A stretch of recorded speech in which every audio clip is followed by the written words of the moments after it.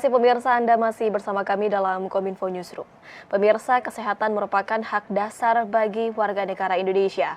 Negara harus menjamin masyarakatnya untuk mendapatkan akses pelayanan kesehatan yang memadai.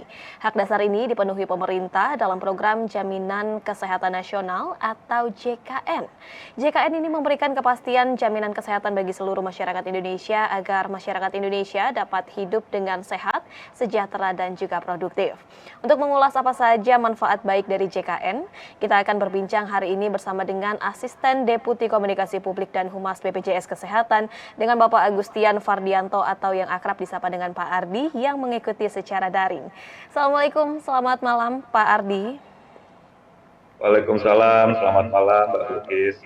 Bagaimana kabarnya di hari ini Pak? Sehat Pak? Alhamdulillah sehat dan semangat selalu. Semangat selalu. Pak Ardi, jika kita berbicara mengenai JKN atau Jaminan Kesehatan Nasional, hadirnya JKN ini memberikan akses kesehatan kepada masyarakat yang lebih luas tentunya kepada masyarakat. Kiranya apa Pak urgensi masyarakat untuk bisa memiliki JKN? Apa manfaatnya? Oke, terima kasih Mbak Lukis.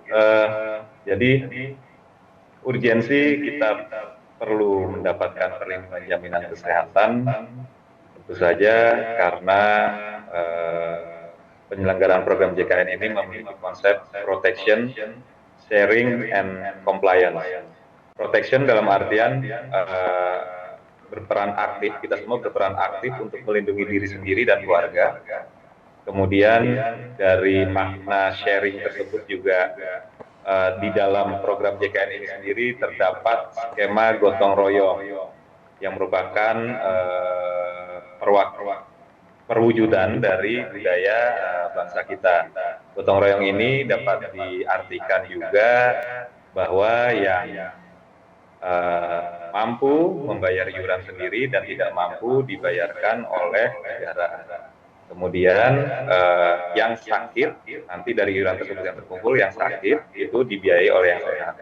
Kemudian yang terakhir yaitu compliance, ini merupakan ya kepatuhan kita sebagai warga negara. Dalam hal ini kepatuhan terhadap apa ya? Kepatuhan terhadap konstitusi, karena hadirnya program JKN ini merupakan amanah dari konstitusi yang diturunkan menjadi undang-undang dan peraturan turunannya yang mewajibkan negara menyelenggarakan sebuah program jaminan sosial khususnya di bidang kesehatan. Dalam hal ini BPJS Kesehatan sebagai penyelenggara program jaminan tersebut sebagai wujud dari pengamalan dari amanah konstitusi tersebut. Baik, sehingga JKN ini hadir untuk konsep melindungi baik diri sendiri ataupun keluarga, bahkan dengan skema gotong royong begitu ya Pak. Jadi yang sehat ini akan membiayai yang sakit, dan juga ini termasuk ke dalam bentuk patuh terhadap konstitusi yang mewajibkan bahwa negara ini hadir untuk menjamin kesehatan masyarakat. Hingga sampai saat ini Pak Ardi, sudah berapa banyak jumlah masyarakat yang mengikuti kepesertaan JKN ini Pak? Alhamdulillah sampai dengan per 1 Juli 2023 cakupan kepesertaan program JKN sudah mencapai 93,81%, 93,81% dari jumlah penduduk, atau sebanyak 258.321.423 jiwa. Jadi hampir perjalanan sudah sampai dengan pertengahan tahun, ini sudah pertumbuhannya cukup menggembirakan ya, dari awal tahun 2023 90 dan sekarang sudah beranjak di angka hampir 94%. Dan semoga ini terus bertambah seiring dengan pentingnya dari memiliki jaminan kesehatan. Baik, sebanyak 258 juta lebih ini warga terdaftar sebagai keanggota kepesertaan dari JKN, dan ini diharapkan akan terus bertambah begitu ya Pak. Namun bukan diharapkan bertambah masyarakat Indonesia yang bertambah sakit, namun ini untuk asuransi ini ya Pak, melindungi diri sendiri begitu ya, karena kita tidak akan tahu kapan kita nantinya akan jatuh sakit begitu ya Pak. Kemudian kiranya apakah cakupan peserta JKN ini dapat disebut Indonesia berhasil nih Pak untuk mewujudkan universal health coverage seperti apa Pak? Seperti negara maju, apakah sudah termasuk begitu Pak? Ya, cukup menggembirakan di perjalanan tahun ke-10 ya dari program JKN ini sejak diimplementasikan di 1 Januari 2014, sekarang sudah menginjak mau menuju ke 10 tahun ya, ke tahun ke-10 itu BPJS Kesehatan kami rasa sudah on the track dalam melaksanakan apa yang ditugaskan kepada kami dari pemerintah, dalam hal ini Presiden. Di RPJMN pun kami diminta di tahun 2024 nanti setidaknya sekurang-kurangnya 98% penduduk Indonesia itu sudah memiliki jaminan sosial kesehatan dalam program JKN gitu ya. Jadi dibandingkan dengan negara lain, negara tetangga gitu, untuk mencapai angka di atas 90% aja butuh waktu bertahun-tahun gitu ya. Contoh misalkan negara yang paling tua saja, misalkan yang mengimplementasikan jaminan sosial ini butuh waktu 100 tahun lebih untuk mencapai cakupan kesehatan semesta atau universal health coverage, yaitu negara Jerman. Dan di Indonesia belum ya menginjak mau tahun ke-10 sudah mencapai 93% dan kami optimis dengan dukungan dari semua pihak gitu ya, dalam hal ini masyarakat, kementerian lembaga, swasta dan semuanya, itu kita dapat meraih apa yang direncanakan di RPJMN, yaitu 98% pada tahun 2024. Tentu saja tadi saya sudah menyinggung ya terkait peran pemerintah ini sangat besar. Dalam hal ini Presiden sudah mengeluarkan Impres nomor 1 tahun 2022 tentang optimalisasi program JKN. Jadi 30 kementerian dan lembaga diminta untuk mengoptimalkan kepesertaan program JKN ini. Tentu saja sesuai dengan tugas pokok fungsi dari masing-masing kementerian lembaga tersebut, termasuk gubernur, bupati, dan wali kota. Kemudian juga kabar menggembirakan juga sudah ada Perpres 36 tahun 2023. Nah, ini yaitu peta jalan program jaminan kesehatan nasional, dan ini merupakan bukti nyata komitmen pemerintah dalam memastikan seluruh penduduk Indonesia telah memiliki program JKN. Dalam hal ini negara hadir melindungi masyarakat, melindungi rakyatnya dengan program jaminan sosial kesehatan. Baik, negara hadir untuk melindungi masyarakat dalam bidang kesehatan, dalam hal ini BPJS masih on track begitu ya Pak di tahun yang ke-10. Kalau kita berbicara dari tadi mengenai masyarakat, sebetulnya masyarakat dalam hal ini siapa Pak yang diwajibkan untuk membuat kepesertaan JKN, dan kita semua tahu bahwa hal seperti ini tidak bersifat paksaan begitu ya Pak. Lantas dari BPJS Kesehatan, bagaimana ajakan kepada masyarakat untuk mengikuti kepesertaan JKN ini Pak? Ya. Tentu saja tadi kita sudah bicara di awal ya, ada 3 konsep mendasar, yaitu protection, sharing, and compliance. Jadi protection ini ya tadi manfaatnya ketika kita sakit atau keluarga kita sakit gitu ya, kita tidak perlu khawatir kesulitan finansial karena kita sudah memiliki perlindungan. Tentu saja perlindungannya ini dengan skema misalkan yang tidak mampu dibayari oleh negara, yang bekerja dibayari sharing antara perusahaan dengan pekerjanya, kemudian yang mandiri gitu ya, yang bisa mampu, yang bisa membayar sendiri, membayar iuran sendiri. Nah, ini nanti sewaktu-waktu jika sakit, nah iuran itu yang digunakan untuk bersama-sama membiayai peserta atau masyarakat yang sakit. Kemudian konsep sharing tadi, jadi sesama kita saling menolong gitu ya. Gotong royong, saling menolong untuk membantu sesama. Ini juga wujud dari solidaritas terhadap sesama gitu ya. Jadi konsep iuran dan kepesertaan ini perlu kesadaran dari seluruh masyarakat. Dan yang ketiga adalah ya sebagai warga negara Indonesia tentunya kita tunduk terhadap konstitusi, falsafah dasar negara, Pancasila, dan UUD 45. Ini merupakan amanah konstitusi, jadi memang kita harus jalankan bersama-sama dan dengan penuh kesadaran dan niat yang baik. Seperti itu. Baik, jika masyarakat sudah terdaftar sebagai peserta JKN begitu Pak, fasilitas apa saja yang termasuk ke dalam pelayanan kesehatan yang ada di JKN? Apakah memang kecelakaan ini juga akan tercover begitu Pak nantinya? Ya, terima kasih Mbak Bilkis. Ini pertanyaan yang menarik ya. Jadi seperti kita ketahui manfaat program JKN ini sungguh luas gitu. Dari lahir sampai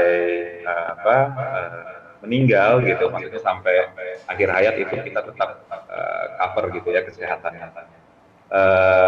Dari penyakit yang ringan sampai penyakit yang kronis seperti jantung, cancer, terus gagal ginjal yang membutuhkan biaya banyak dan perlu pengobatan rutin. Jadi memang manfaatnya sangat luas. Namun memang ada beberapa hal-hal yang memang dikecualikan ya, atau istilahnya exclusion sesuai dengan peraturan presiden. Nah, tapi nggak usah khawatir, kecelakaan ini perlu dilihat dulu jenisnya apa gitu ya. Misalkan kecelakaan lalu lintas ini sudah ada penjaminnya, yaitu Jasara Harja.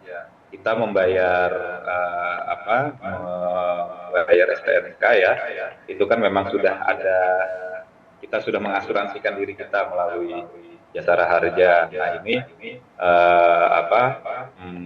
nanti di cover oleh Jasara Harja dengan plafon sampai dengan 20 juta. Nah, kemudian nanti baru di cover oleh BPJS Kesehatan. Jika memang sudah melebihi plafon. Begitu juga dengan kecelakaan kerja. Nah, kecelakaan kerja ini pun juga dijamin karena gini, peserta yang sudah mendaftar sebagai peserta BPJS Tenaga Kerjaan atau BPJS Sostek itu memiliki manfaat jaminan kecelakaan kerja. Nah, ini pun juga sudah sepatutnya memang di cover oleh BPJS Ketenagakerjaan. Ini dalam hal badan usaha ya. Kalau Asabri dan Taspen itu untuk TNI Polri dan untuk pegawai negeri ya, itu juga kecelakaan kerja di cover oleh, dijamin oleh Asabri dan Taspen. Asabri untuk TNI Polri, Taspen untuk pegawai negeri sipil. Jadi kami pun terus senantiasa meningkatkan koordinasi kami. Dalam hal ini contoh seperti kecelakaan lalu lintas. Ini memang di awal-awal pelaksanaan JKN terdapat beberapa permasalahan gitu ya. Ketika ada pasien datang ke rumah sakit kecelakaan lalu lintas, ini seperti di pingpong gitu. Siapa yang menjamin? Tapi dengan meningkatkan koordinasi penyelenggara pelayanan atau koordinasi penjaminan, kami sudah memiliki inovasi yaitu insiden dengan Jasara Harja. Nama aplikasinya atau nama inovasinya itu insiden, Integrated System for Traffic Accident. Jadi insya Allah ya masyarakat tidak perlu bingung jika sudah sampai di rumah sakit, jika terdapat musibah kecelakaan gitu ya, itu nanti pihak rumah sakit di bagian pendaftaran itu akan berkoordinasi langsung melalui aplikasi tersebut gitu ya, melalui aplikasi insiden untuk mengkonfirmasi apakah ini dijamin oleh Jasara Harja atau langsung dijaminkan oleh BPJS. Seperti itu Mbak Bilkis. Baik, ternyata memang ini terjawab sudah begitu ya Pak. Pertanyaan masyarakat, apakah kalau misal kecelakaan ini bisa ditanggung oleh BPJS Kesehatan atau tidak? Ternyata bisa ya Pak, karena BPJS Kesehatan ini juga sudah berkoordinasi, berkolaborasi dengan Jasara Harja terkait penanganan jika ada masyarakat yang kecelakaan. Dan fasilitas JKN ini juga sekarang sudah ada yang terbaru begitu ya Pak, untuk mengcover bahwa masyarakat yang sakit COVID begitu ya Pak. Karena kan status dari pandemi ini juga sudah berubah menjadi endemi, dan ini diuntungkan bagi masyarakat yang mengikuti kepesertaan JKN begitu ya Pak, karena nantinya masyarakat yang sakit COVID-19 bisa menggunakan BPJS Kesehatan begitu kan ya Pak?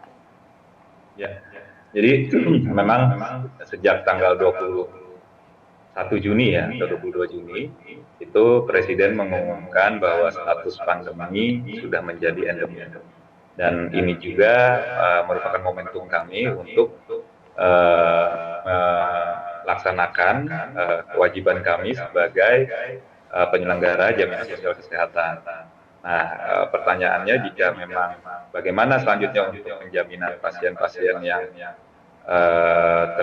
terdiagnosa COVID, ya pertama pasti jika sesuai dengan indikasi medis itu dan sesuai dengan prosedur yang sudah ditetapkan, kami akan menjaminkan pasien-pasien tersebut menjadi jaminan pasien JKN. Tentu saja bagaimana nanti prosedur dan mekanisme secara teknis ini yang masih terus-menerus dibahas, dan nanti setidaknya sudah ada kejelasan, dan mulai dari awal ditetapkan status endemi sudah jelas gitu, masyarakat yang sakit tidak perlu khawatir, tidak ada penjaminnya, karena kami pun siap untuk menjamin pasien-pasien atau peserta BPJS yang memang terdiagnosa COVID-19. Itu, Mbak. Baik, terakhir Pak Ardi, tantangan dan dinamika apa yang perlu diperbaiki oleh JKN agar semakin baik dalam melayani kesehatan masyarakat? Seperti apa, Pak? Oke, kabar gembira yang kami sampaikan bahwa di tahun 2022 kemarin kami berhasil mencatat kinerja baik, ya, yaitu yang biasa kita diisukan dengan isu defisit. Kemarin tahun 2022 ini posisi keuangan kami mengalami surplus, bahkan surplus di aset neto. Ini menjaminkan bahwa kami pun siap untuk melaksanakan tugas utama kami sebagai lembaga keuangan, ya, financial institution, dalam hal ini lembaga keuangan non-bank yang memang memiliki tugas untuk menjamin bagi peserta yang sudah terdaftar, ya, dan status aktif. Dalam hal ini juga sudah menjadi tanggung jawab kami untuk menjadi istilahnya memastikan bahwa pelayanan bagi peserta BPJS itu merupakan pelayanan yang berkualitas, karena sesuai dengan filosofi dasar jaminan kesehatan semesta ini, yaitu adalah semua penduduk atau semua masyarakat itu berhak mendapatkan akses pelayanan kesehatan yang berkualitas tanpa harus tanpa harus khawatir kesulitan finansial. Jadi ada tiga indikator, yaitu terbukanya akses pelayanan kesehatan, kedua pelayanan fasilitas kesehatan yang berkualitas, dan tanpa harus khawatir kesulitan finansial. Nah, dalam hal ini kami menekankan di tahun ini manajemen, dalam hal ini Direksi BPJS Kesehatan dan seluruh duta BPJS Kesehatan mempunyai tekad untuk mentransformasi mutu layanan BPJS Kesehatan. Melalui apa? Melalui pelayanan yang makin mudah, makin cepat, dan setara. Ya, setara ini dan semua setara tanpa diskriminasi. Jadi tidak ada lagi, kami harapkan dari sekarang, dari tahun ini dan ke depannya itu tidak ada lagi bahwa pakai BPJS itu ribet, harus banyak berkas-berkas fotokopian. Itu sudah mulai kami kampanyekan bersama-sama, tentu saja bersama-sama dengan fasilitas kesehatan, ya, bahwa tidak ada lagi berobat menggunakan berkas-berkas fotokopian. Cukup menunjukkan NIK dalam KTP. Kemudian juga pelayanan yang makin cepat. Salah satunya itu melalui memangkas waktu antrian. Biasa kami dulu itu antri di rumah sakit gitu, ya, bisa sampai 6 jam. Sekarang kalau terhitung dan terpantau oleh kami itu 2,5 jam lah itu. Tapi ya perlu kita evaluasi lagi apakah bisa lebih cepat dari itu. Kemudian setara, nah tidak ada isu lagi bahwa ada perbedaan kasta, bahwa pasien BPJS itu pasien kelas 2 gitu. Di fasilitas kesehatan harus dilayani setara, tidak ada diskriminasi lagi untuk peserta-peserta BPJS yang mendapatkan pelayanan di fasilitas kesehatan mitra BPJS Kesehatan. Harus setara, harus dilayani sama dengan pasien-pasien yang tidak menggunakan BPJS Kesehatan. Baik, BPJS. Ya. Mungkin itu kali Mbak Bilkis. Baik, BPJS ini siap untuk melaksanakan tugas utama sebagai lembaga keuangan untuk memastikan pelayanan peserta ini dapat mendapatkan pelayanan yang kualitas dan diharapkan bahwa pelayanan BPJS ini terus melakukan perbaikan seperti salah satunya menjadi pelayanan yang makin cepat dan tidak ada lagi isu perbedaan dalam pelayanan kepada peserta JKN. Terima kasih banyak sekali lagi Pak Ardi selaku Asisten Deputi Komunikasi Publik dan Humas BPJS Kesehatan yang telah bergabung bersama kami pada hari ini. Terima kasih banyak Pak, salam sehat selalu. Selamat melanjutkan aktivitas. Assalamualaikum. Ya, assalamualaikum. Terima kasih Mbak. Ya, pemirsa, kami akan kembali dengan beragam informasi lainnya. Tetaplah bersama kami dalam Kominfo Newsroom.